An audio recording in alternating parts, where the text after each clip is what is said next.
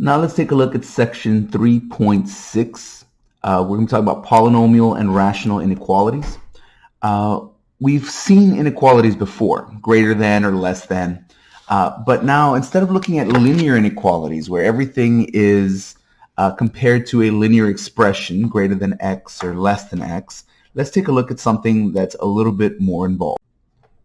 So what we want to consider is a polynomial equation, or rather a polynomial inequality where your polynomial is not linear. So let's take a look, for example, at just an illustration. Let's hold off on looking at an equation or an inequality just yet. Just consider a graph. Because if you consider a graph, what we're trying to do becomes kind of obvious. Let's say we had a polynomial equation and we said y is equal to f of x. Right? And we don't know what f of x is for this example, nor does it really matter. This is just a visual example. So now imagine that you have the graph. In fact, you don't have to imagine it. Let me draw something here. So let's say I have this graph. Okay, so now if the question was, let's go ahead and find where f of x is less than 0. Well, remember, y is the same as f of x. All right, so here you would say, well, that's the same as saying y is less than 0. Oh, but on a graph, that's pretty obvious where that is.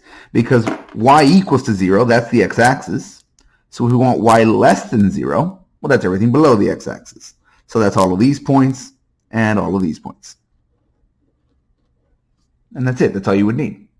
If, on the other hand, you were told to find where f of x is greater than 0, well, then that would be the same as saying we want y to be greater than 0.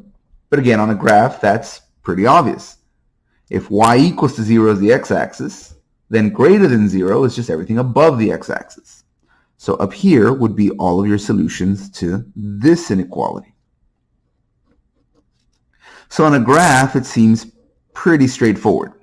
So now, one way we could solve any polynomial inequality is by starting off with its graph.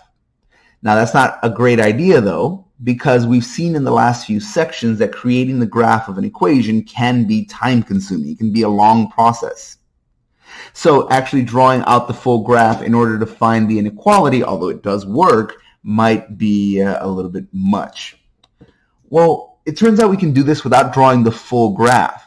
Because notice, we don't need the full graph. These are the points where our function is equal to 0. All right? Everything below this x-axis is where y is less than 0. Everything above the x-axis is where y is greater than 0. Well, on the x-axis, that's where y is equal to 0. Right here, these are my x-intercepts. My x-intercepts are where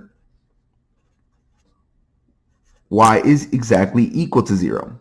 But notice that once you know where those points are, on one side of this point, you have the solution to one of your inequalities. On the other side, you have the solution to your other inequality. Between these 2 points, you have the solution for less than.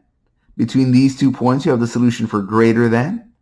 And on one side of this point, you have the solution for less than. Notice that if you know where these points are, these points tell you where part of your answer begins and where it ends. They tell you where part of your answer begins and where it ends. So as long as we can find these points, we can figure out the rest. So now let's take a look at an example with an equation and see how that works. So let's take an example. We'll start off short and simple with a nice quadratic. That's about as simple of an equation as you could get without it being linear. And here, we've already seen linear inequalities done to death. So with a polynomial inequality that's not linear, here we have a quadratic, the first thing you want to do is you want to have one side of your inequality equal to 0. It doesn't matter which one, but first, make one side of the inequality 0. The reason for that is because you're going to be using this to find your zeros, and finding zeros of polynomials, well, we've seen in previous sections, requires us to either factor or use the rational zeros test or something along those lines. But one side will be 0 first.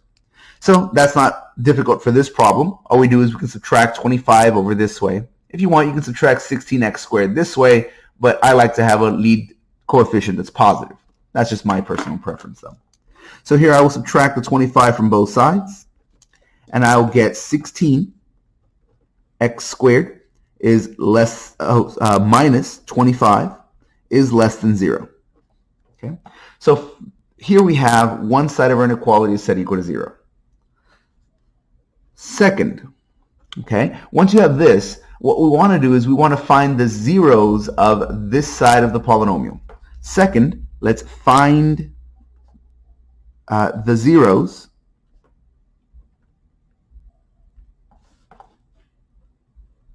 of the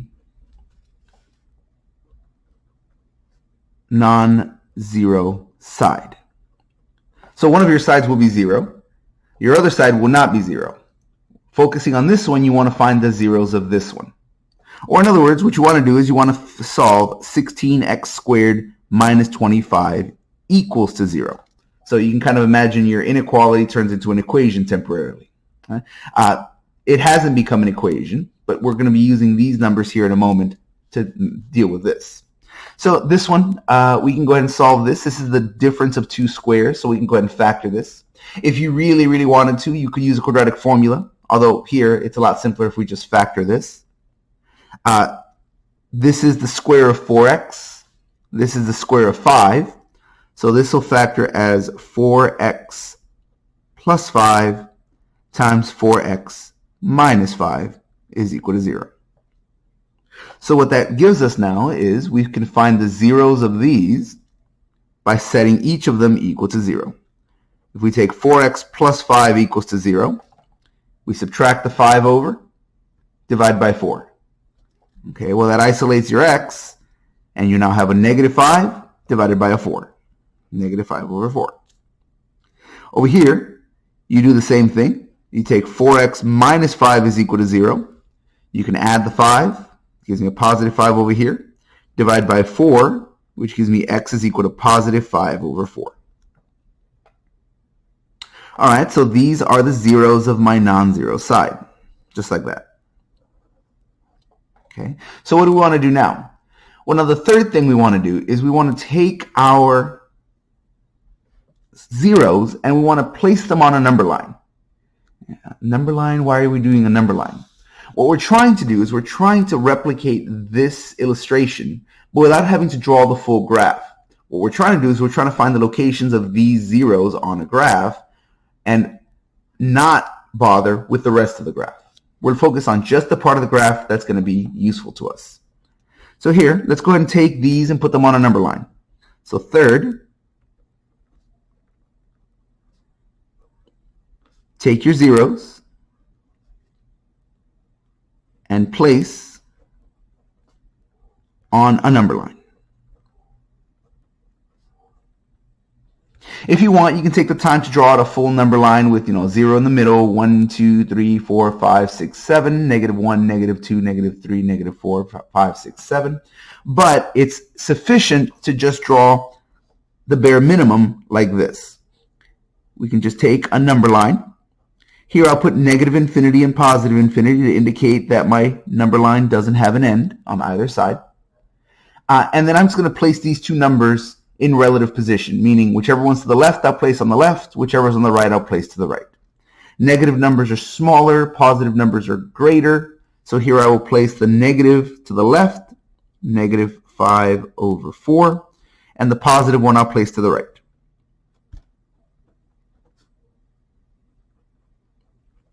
If I had more of these, well, I would place all of them here. However many zeros I found in the second step, I'll place them here in the third step. Okay. Now, let's go back to our inequality.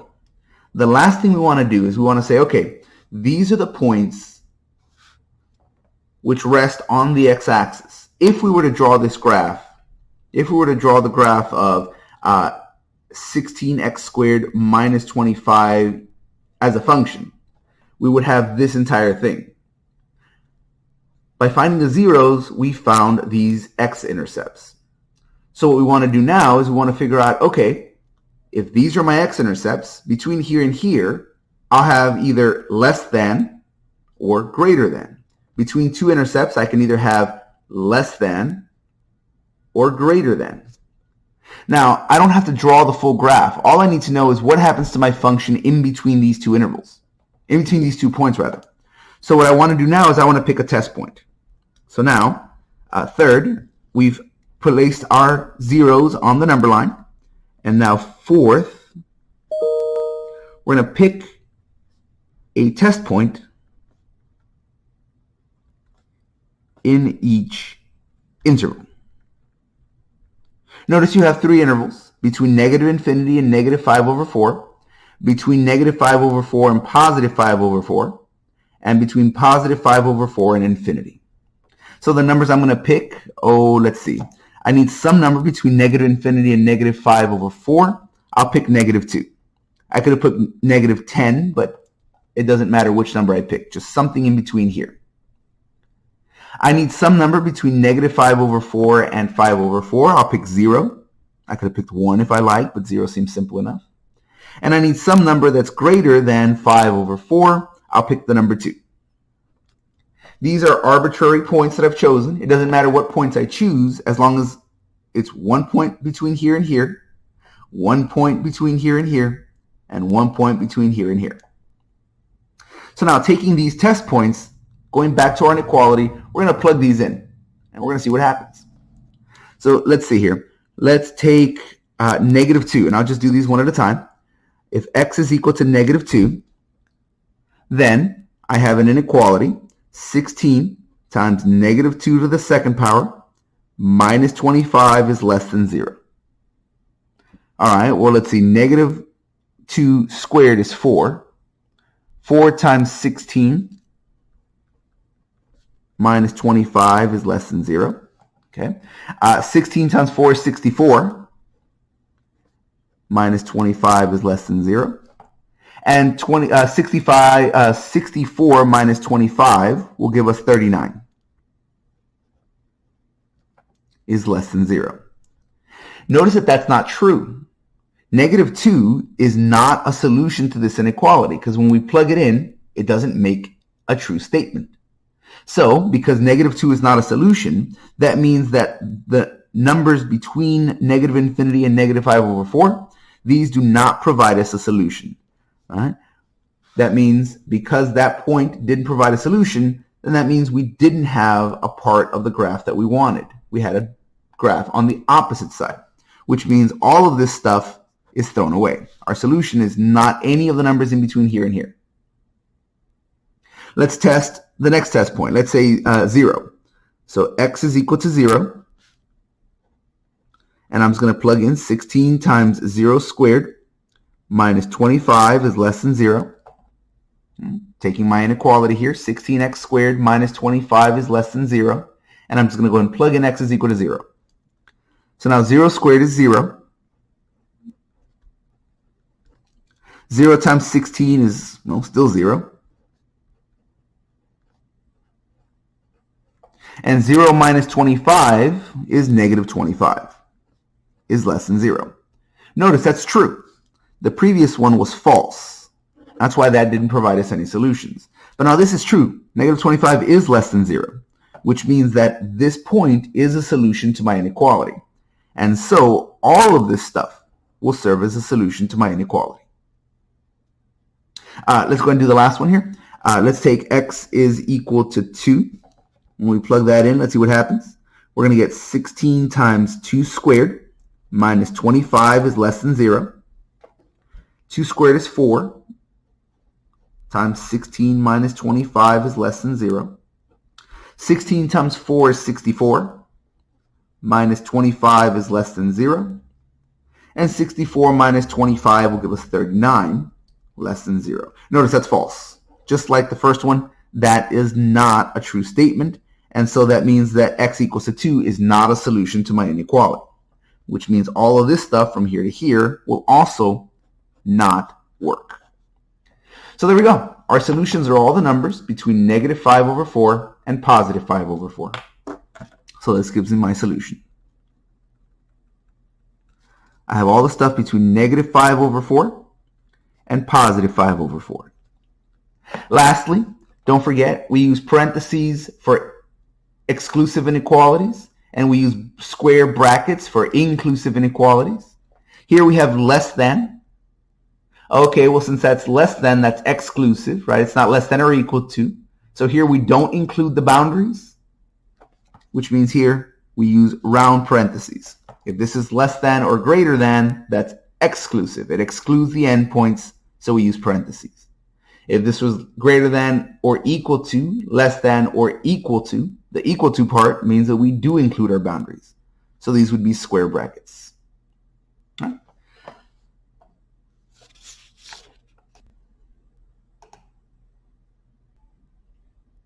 All right, so let's go ahead and look at a different problem.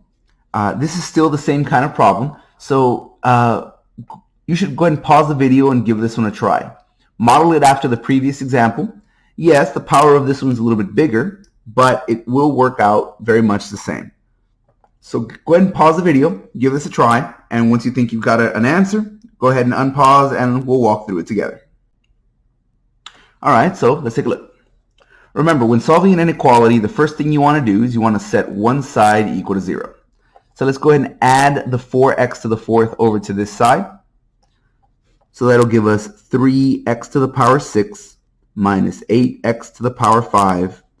Now, this has been added, so it's positive. So we'll say plus 4x to the 4th, added to the other side, is greater than or equal to 0.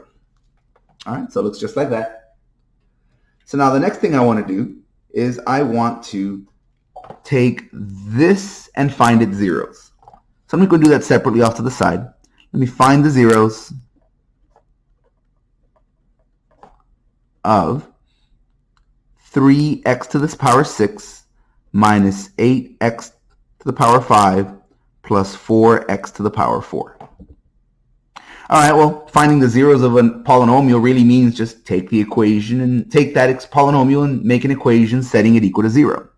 So this really means solve the equation 3x to the power 6 minus 8x to the power 5 plus 4x to the power 4 equals to 0. Here we can factor this. Notice they all have a common factor of x to the 4th. So we factor out x to the 4th, and if we divide each of these by x to the 4th, we get 3x to the power 2 minus 8x to the power 1 plus the number 4 equals to 0. At this point, this part can now be factored. If you prefer, you can use the quadratic formula. It doesn't really make much of a difference for this one. So here, let's go ahead and factor just this one right here. So let me do this down here. I'm going to go ahead and factor 3x to the power 2 minus 8x plus 4. That uses the AC method. We're going to go ahead and take the first number, the last number, and multiply them together. 3 times 4 is equal to 12. What we want to do now is we want to find two numbers that when multiplied together give us 12, and when added together give us negative 8. Two numbers that multiply to give us 12 and add up to give us negative 8, well, that would be negative 6 and negative 2. So now we take those numbers and we're going to use them to split the middle, meaning we're going to take the 3x squared and the 4 and leave them the same, but the 8x right here will be split up as minus 6x minus 2x because of the two numbers that we have over here. Now we finish this off by grouping. Notice these two right here have a common factor. You can divide both of them by 3x. So if I factor out 3x, I'm left with x minus 2. Over here, I can divide each of these by a negative 2. So that factors out negative 2. And now I'm left with x minus 2. Right. Negative 2x, double negative would make that a plus 4. But now you notice that x minus 2 is a common factor. which means I can factor that out, and I end up with x minus 2 times 3x minus 2, just like that. So up here, this factors out as x to the 4th times x minus 2 times 3x minus 2 is equal to 0. All right, so now we have our zeros. The zeros of this polynomial are 0, 2, and 2/3. Here, this suggests that x is equal to 0, because if you plug 0 in right there, the whole thing is 0. 0 to the 4th is 0. 2, because 2 minus 2 would be 0. And 2/3, because 2/3 times 3 is 2, minus 2 would be 0. So I got what I wanted. I found my zeros. So now I'm going to take those zeros and place them on a number line. Remember, you don't need a full-on number line with every number. You just need to have these in order. So negative infinity to infinity. I have 3 zeros. The least of these is 0. The most of these, the greatest of these, is 2. And 2/3 is somewhere in the middle. Just like that. So what I want to do now is I want to pick a test point from each of those regions. All right, so let's see. Some number between negative infinity and 0, I will choose negative 1. Here, some number between 0 and 2/3, well, I don't have a choice. I'm going to have to use a fraction. So here I'll use 1/2. Just because I have to use a fraction doesn't mean I have to use a complicated fraction. 1/2 is simple enough. 2/3 and 2, the number 1 is in between there, and, well, the number 1 should be easy to use. Notice here I'm going to need one more test point between 2 and infinity, and I'll choose the number 3. There are 1, 2, 3, 4 intervals that I need to test, which means I need 1, 2, 3, 4 test points. And now, the last thing is we just plug things in. All right, let's go ahead and take this and plug in these numbers and see if they do give us a solution to our equation or not. So let's try negative 1 first. If x is equal to negative 1, well then I get 3 times negative 1 to the power 6 minus 8 times negative 1 to the power 5 plus 4 times negative 1 to the power 4 is greater than or equal to 0. Negative 1 to the 6th is positive 1. Negative 1 to the 5th is negative 1. Negative 1 to the 4th is positive 1. 1 times 3 is 3. Negative 8 times negative 1 is positive 8. 4 times 1 is 4. And if I add these all together, I get 15 is greater than or equal to 0, which is not true at all. That's false. And because that's false, that means x equals to negative 1 was not a solution, which means over here, the region where that came from must not be what I'm looking for. All right, let's try a half. X equals to a half. That gives me the inequality 3 times a half to the 6th power minus 8 times a half to the 5th power plus 4 times a half to the 4th power is greater than 0. All right. So let's see. So 1/2 to the 6th power. The nice thing about fractions to a power is you can just do each part separately. 1 to the 6th power is 1. 2 to the 6th power is 64. Minus 8 times 1 to the 5th is 1. 2 to the 5th, that's 32. Plus 4 times 1 to the power of 4 is 1. 2 to the power of 4 is 16. Is greater than 0. Now these multiplications are simple. Since the numerators are all 1, we just multiply these across here. So this becomes 3 over 64 minus 8 over 64. 8 over 32. There we go. Plus 4 over 16 is greater than 0. These should all be greater than or equal to. There you go. All right, so now we can... these two just go away. Because notice, 4/16, that reduces to a quarter. 8 over 32, that also reduces to a quarter. So you can write this as 3 over 64 minus a quarter plus a quarter. And since those cancel out, right, 1/4 minus 1/4 is 0, I'm just left with 3 over 64, which is just barely bigger than 0, but it is bigger than 0. So this is true. And so that means that 1/2 is a solution, which means all the stuff in between here is what I want as my solution. Okay? Now, that doesn't mean we're done. It might be that it's just those numbers, or maybe it'll also include some of these. So let's give those a try. Let's see what happens. Let's say what happens when x is equal to 1. And we're going to use that test point. And that's 3 times 1 to the power 6 minus 8 times 1 to the power 5 plus 4 times 1 to the power 4 is greater than or equal to 0. That's what we're testing. Now, the nice thing about 1 is that 1 to any power is still 1. So that's going to be 3 times 1 minus 8 times 1 plus 4 times 1 is greater than or equal to 0. But anything times 1 is itself. So this is just 3 minus 8 plus 4. And here 3 minus 8 is negative 5 plus 4 is negative 1. Negative 1 is greater than or equal to 0. Oh, you know what I'm just realizing? I forgot how numbers work. If you go back to our first one, 15 is greater than 0. That actually is true. My apologies. So that actually is true here. Here, this one's false. That's what made me realize it. Negative 1 is greater than or equal to 0. That is false. And I was just looking up here, and yeah, that one is true. So my apologies. This one actually does work, as does this one. Let's see here. 0.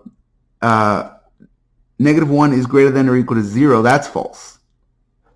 So here, this one is not part of our solutions. So far we have these two are part of our solutions. And finally, let's try the number 3. If we say x is equal to 3, that's going to be 3 times 3 to the power 6 minus 8 times 3 to the power 5 plus 4 times 3 to the power 4 is greater than or equal to 0. All right, so let's see what we get. If we take 3 to the power 6, we're going to get, let's see, that'll be 729. So 3 times 729 minus 8 times, let's see, 3 to the power 5, that's going to be 243, plus 4 times 3 to the power 4, that's 81, is greater than or equal to 0. If we multiply that by 3, that's going to give us 2187 minus, let's see here, if we take 243 and multiply that by 8, it must be too early in the morning, 1944, I think, yeah. And then 81 times 4 will be 324. Is greater than or equal to 0. Okay. Notice now if we add these two together, they're both positive.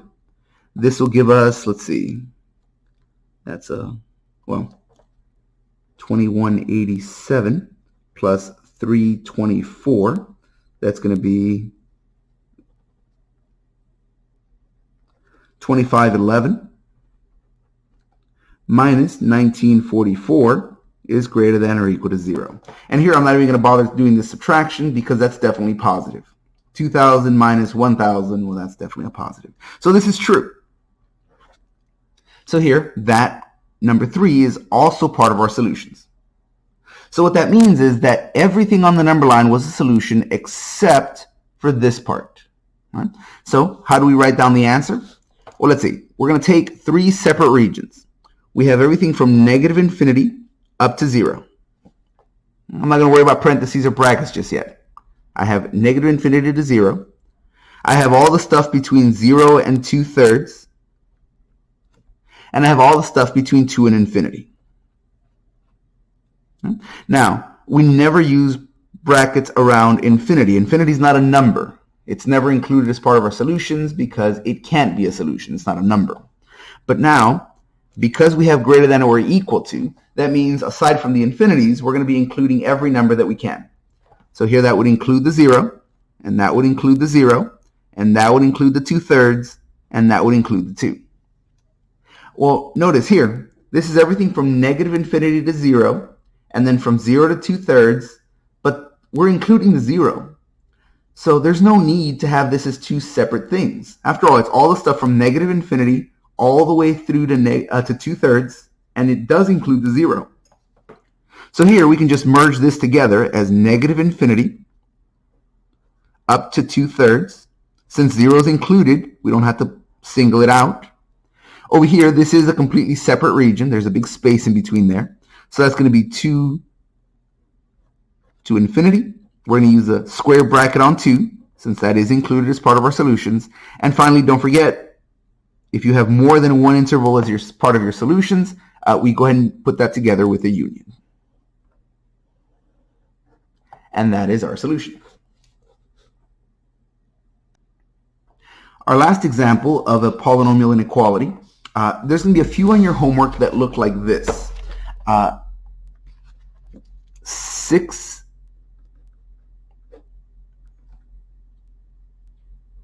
So here we're just asked to solve.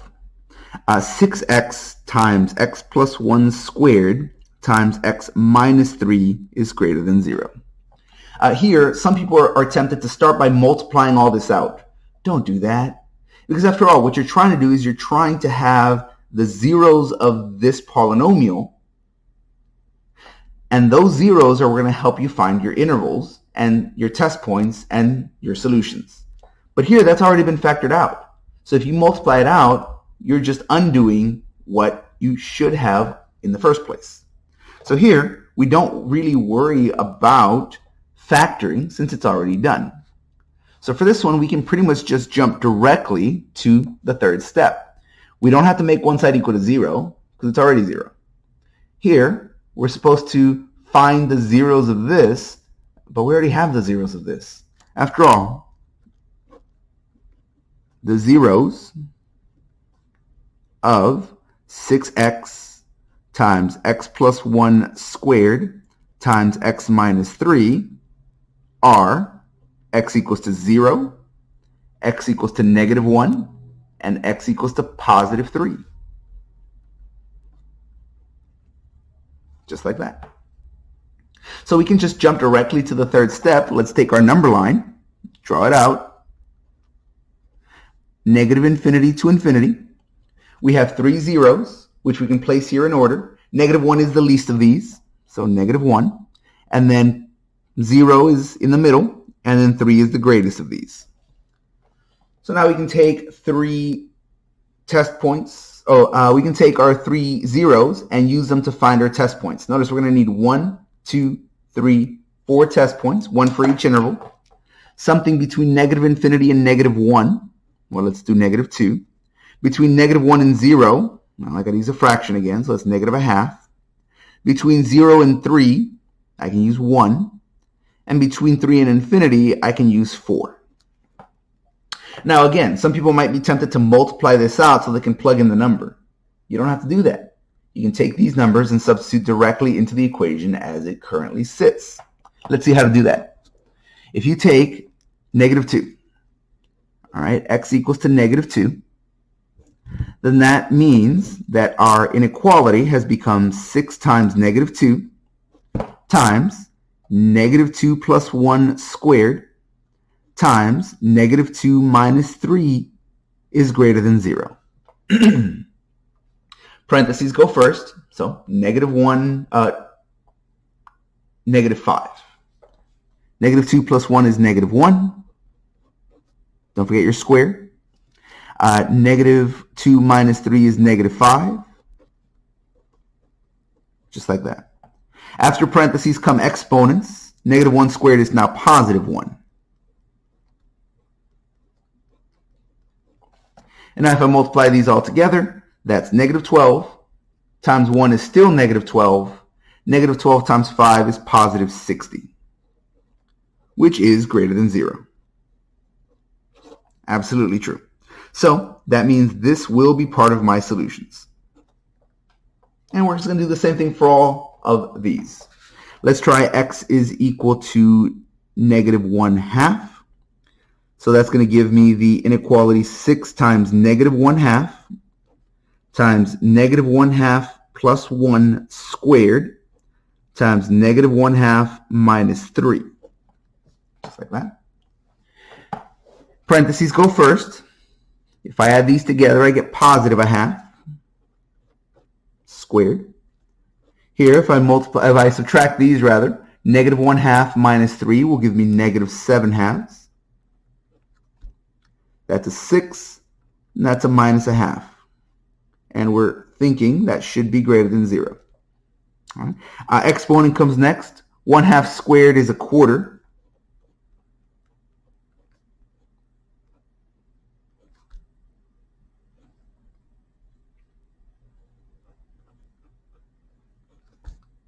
Just like that. At this point, you could just say we're done.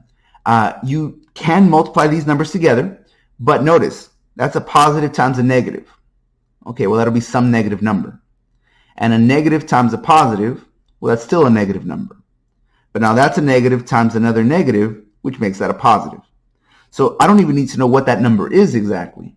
As long as I know it's positive, I know it's greater than 0. So here I know that's true. And so I have another part of my solutions. So I have all of this stuff as well. All right, cool. So let's see here. Let's try the number 1. Notice these are all independent of each other. This one might work, and that says nothing about this one. Maybe it does, maybe it doesn't. So we got to test each of them on its own. Let's try x is equal to 1. That's going to be 6 times 1 times 1 plus 1 squared times 1 minus 3 is greater than 0. All right, well, parentheses go first. So that's going to be 2 squared. And 1 minus 3 is negative 2. 2 squared is 4.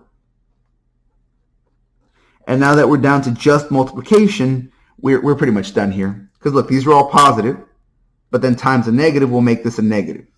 If you want, you can go through and multiply. It'll give you negative 48. But you don't really need to worry about the number. The fact that this is negative is enough. Because here, a negative number is greater than 0. Yeah, that's not true. That's false. And because that's false, that means this is not part of your solutions. Okay, so we throw that one away. And finally, we can plug in the number 4. So let's see, x equals 4 will give us 6 times 4 times 4 plus 1 squared times 4 minus 3 is greater than 0. Parentheses go first, so that's going to be 6 times 4. Let's see, 4 plus 1 is 3 squared. 4 minus 3 is 1, is greater than 0. And 3 squared is 9. And once again, I don't really need to worry about what that number is because it's going to be positive. The product of 4 positive numbers must be positive. And a positive number will be greater than 0. So that's true. So here, that means that this 4 is one of my solutions. And so that interval is part of my solution set. So we're done. Let's go ahead and write down our answer. We have all the stuff from negative infinity up to negative 1. Again, I'm not going to worry about parentheses or brackets just yet. I have all the stuff between minus 1 and 0. That's all of this stuff. Notice your test point was just there to test. These are the numbers that you're using to write your interval. And 4 is in between 3 and infinity. So 3 to infinity is also one of my intervals. Infinities always have parentheses around them, no matter what. Doesn't matter what your inequality is. Greater than, less than, greater than or equal to. Infinities are never included. All right, now notice that your inequality at the very beginning was exclusive. So you're not going to include any of your boundaries. Okay, so here, all of these are going to use parentheses. In the previous problem, we said, oh, it's all the stuff between negative infinity and, I think last time it was 3. Is that right? Oh, 2/3. Last time we said, oh, it's all the stuff between negative infinity and 2/3. And it includes 0. So let's just go ahead and say it's all one big interval. And we just said everything from negative infinity to 2/3. That's different here. Because notice, we have everything from negative infinity to negative 1, and from negative 1 to 0, but we're not including the number 1. So if we just write all the stuff from negative infinity to 0 as one interval, it would include the number 1, which we're not supposed to. So here, we don't join these together as one whole interval from negative infinity to 0. Rather, we keep them as two separate intervals. And finally, remember, when you have separate intervals as part of one answer, we join them together using the union symbol to signify that this is all one big answer. And there we go. The solution set to our inequality is as shown. Now, the other kind of inequality that we're going to be looking at is not polynomial, but rational. It looks something like this. So, example. And here we're talking about rational inequalities as opposed to polynomial, the last three that we saw. So they look something like this. We're going to take 2 minus x over x plus 6 is greater than or equal to 0. All right. Notice that it looks a lot like a rational equation, and, well, hence the name, rational inequalities. With a rational inequality, we're going to take the numerator and the denominator to give us zeros. The zeros of the numerator and the denominator will serve as the zeros of the polynomial in the previous equations, which will allow us to get our number line drawn out. So let's go ahead and do that. We're going to go ahead and take these, and our first step is to find the zero of our numerator and of our denominator. So let's take a look here. First, find the zeros of the numerator and denominator. Well, actually, there should be one thing before that. It doesn't really matter for this problem because it's already like that. But first, just like with the polynomial inequalities, first, one side of your inequality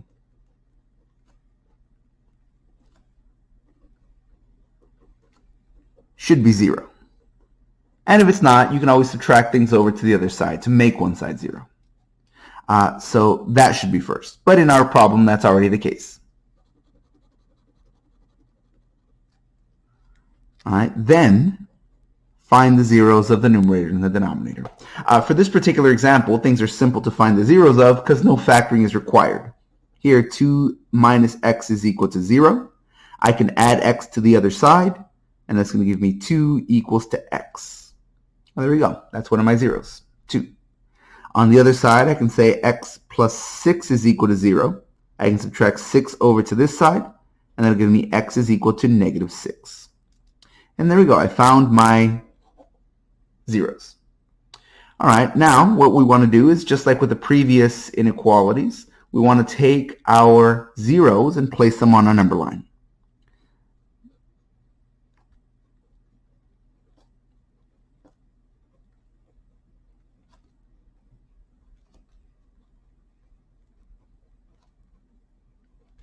So take the number line. You don't have to draw the whole thing. Just negative infinity to infinity, and then place these zeros in relative order. Put the lesser one on the left, put the greater one on the right. Just like that. And now we're going to pick a couple of test points and see what happens. All right, so some number between negative infinity and negative 6. Well, that's we can use negative 7. Some number between negative 6 and 2, we can use 0. And some number between 2 and infinity, I can use, let's just say 3. Let's keep things very simple. The idea behind these rational inequalities is this is a fraction. For a fraction to be greater than 0 or less than 0, all that matters is the signs of the numerator and the denominator. If the top and the bottom are both positive, well, then the whole fraction is positive. If the top and the bottom are both negative, well, again, the whole fraction is positive. But if you have one of each, well, then your fraction is negative. Positive divided by a negative, or negative divided by a positive, that gives me a negative. So if I can find where the numerator and the denominator are 0, on one side of that, I'll have some sign that's positive or negative. On the other side of that, I'll have a sign that's positive or negative. The only time that these can change from being positive to negative or from negative to positive is when they pass through 0. And that's what we're testing. Here are the zeros, and here are the numbers that we're testing on either side. So let's go ahead and do that. Let's take these numbers and pop them into our inequality. We're going to test x is equal to negative 7. That's going to give me 2 minus 7. Oh, my apologies. It's going to give me 2 minus a negative 7, since that's the number I'm plugging in, over negative 7 plus 6, just like that. And I'm supposed to get that that's greater than 0. Well, let's see. Minus a minus, that's plus. So 2 plus 7 is 9, over negative 7 plus 6 is negative 1, is greater than or equal to 0. And that's not true. 9 over negative 1 is a negative number, and negative numbers are not greater than 0. So this must be false. Okay, so negative 7 is not a solution, which means none of this works. None of the stuff between negative infinity and negative 6. Let's try 0 now. If we take x equals to 0 and plug that in, that's going to give me 2 minus 0 over 0 plus 6. And again, all I've done is I've plugged in 0 there and there, there and there. And that's greater than or equal to 0. Well, 2 minus 0 is 2. 0 plus 6 is 6. And even though that's a small number, it is still positive, which makes it greater than 0. So this is true. And because that's true, that means 0 is one of my solutions, which means all the stuff in here is also part of my solution. And finally, let's do the number 3. If we take the number 3, that's going to be x equals to 3, makes the inequality 2 minus 3 over 3 plus 6 is greater than or equal to 0. 2 minus 3 is going to give me negative 1. 3 plus 6 will give me 9. And that is a negative number. Negative 1/9 is not going to be greater than 0. So that's false. And because that's false, that means 3 is not a solution, and so none of the stuff in that region is a solution. So there we go. We've tested the entire number line, and we're done. Let's write down our answer. Our solution is all the numbers between negative 6 and positive 2. Now, this is an inclusive inequality, which means we want to include the boundaries. We want to include the endpoints. So you say, okay, let me just put brackets on it and I'm done. Well, you got to be careful. Rational inequalities have one extra consideration that we don't usually have with inequalities. Notice, if I plug in the number 2, 2 minus 2 is 0. Okay, great. 2 plus 6 is 8. And 0 divided by 8 is equal to 0. Yeah, that's great. That's what I want. I want it to be greater than or equal to 0. But if I plug in negative 6, look what happens. Negative 6 plus 6 is 0 in my denominator. So even though I want to include the boundary point, I can't. Because if I include it, this gives me something that's undefined. 2 minus a negative 6 is 8. Negative 6 plus 6 is 0. 8 over 0 is not greater than 0. It's not less than 0. It's not equal to 0. It's nothing. It's undefined. So negative 6 cannot be included as part of my solutions. So be mindful of that. Whenever you have a rational inequality, okay, infinities are never included. But also, we never include zeros of a denominator, because that makes an inequality or an equation undefined, and so those have to be thrown out. So we want to include every number that we can. Here we cannot include negative 6. Okay, so that one has a round parenthesis, and this one has a square bracket. And this is my answer. All right. For our last problem in the section, let's take a look at this one. This has a very similar structure to the last one, but there's one extra step we are going to have to take. Remember, the first thing we want to do is we want to make one side equal to 0. All right, well, we can just subtract the 2 over this way. So this gives us 4 minus x over x plus 5 minus 2 is greater than or equal to 0. Okay, now from here we note that this now looks a little different from the problem we had before. Namely, we now have a rational expression, but then this extra constant. The reason that we were able to do this one reasonably simply is because you had just one numerator, one denominator. And when you have one numerator, one denominator, either this is positive and this is negative, or this is positive and this is negative, or they're both positive or they're both negative. There's not that many possibilities. But when you have something like this, it's not enough for this to be positive or negative. It would have to be positive or negative, but also compared to the number 2. Because if it's positive, but still less than 2, well, then it's going to be negative, which would make this incorrect. So this extra negative 2 gives us a bunch of extra considerations, rather than just to say, oh, what makes the top 0, what makes the bottom 0. What would be simpler is if this was just one expression, if this just didn't have that extra number, and we just had one numerator, one denominator. So that's what we want to do. We want to go ahead and combine this under a single expression. So let's go ahead and do that. Let me do this off to the side here. If I have 4 minus x over x plus 5, and I want to subtract 2, I can give these a common denominator by simply multiplying the top and bottom by x plus 5 over here. Notice these would divide away, so this is still the number 2, but if I don't let them divide away, I have a common denominator. So now this would be 4 minus x over x plus 5 minus, I could distribute this would be 2x plus 10 over x plus 5, just like that. And now we could go ahead and subtract because we have a common denominator. So we could say 4 minus 10, well, that would be a negative 6. All right, 4 minus 10. And you have negative x minus another 2x will give us negative 3x over our common denominator of x plus 5. So that is what you get when you take 4 minus x over x plus 5 and subtract 2. So our new inequality can be read as negative 6 minus 3x over x plus 5 is greater than or equal to 0. And now this looks just like the problem that we saw a few minutes ago. This looks just like the previous problem. So at this point, you should pause the video and go ahead and try to finish this problem yourself. Once you think you've gotten a good answer, go ahead and unpause the video and we'll go through it together.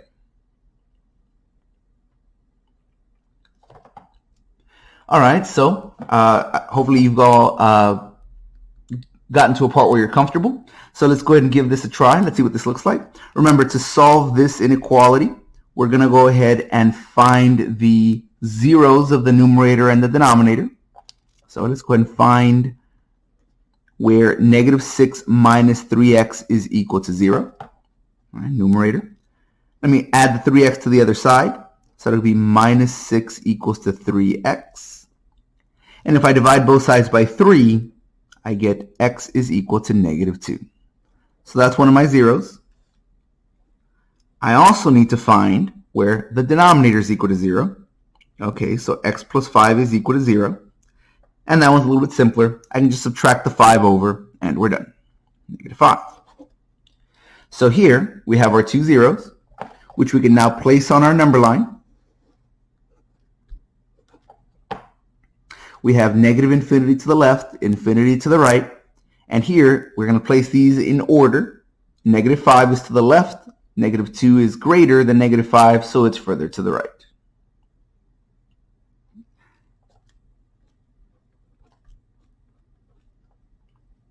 All right, now we need some test points. Something between negative infinity and negative 5, well, that's going to be negative 6. Something between negative 5 and negative 2, I can say negative 3. And something between -2 and infinity, I'll say 0 because I like 0. So now we're going to take those and plug them in. At this point, you can plug them into any of these. After all, they are exactly the same expression. However, this is probably the simplest one. So let's go with that. I'm going to take -6, x equals to -6, and let me plug that in to -6 minus 3x over x plus 5. That's greater than or equal to 0. Well, now this x is getting replaced with a -6, and so is this. That's a -6. All right, so let's see. -3 times -6, that's positive 18. So this is now -6 plus 18.